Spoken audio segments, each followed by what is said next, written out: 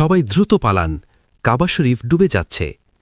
১৯৪১ সালের এক ভয়াবহ দিনের ঘটনা এটি। মক্কার আকাশে কালো মেঘ আর মুষলধারে বৃষ্টি। দেখতে দেখতে কাবার চত্বর পানিতে থই থই করতে লাগল।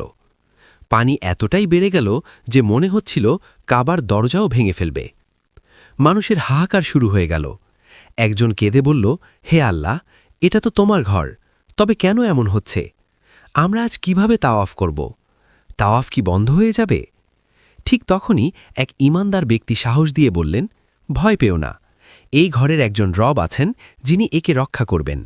এটা আমাদের ঈমানের পরীক্ষা। পানির উচ্চতা তখন মানুষের গলার উপরে।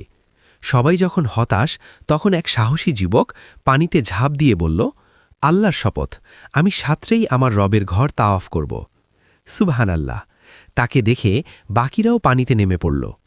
ইতিহাসের পাতায় লেখা হল এক অলৌকিক দৃশ্য। মানুষ সাঁতার কেটে কাবা শরীফ তাওয়াফ করছে। ঈমানের এমন জোর দেখলে চোখে পানি চলে আসে। ভিডিওটি ভালো লাগলে লাইক দিয়ে কমেন্টে শেয়ার আল্লাহু আকবার লিখুন।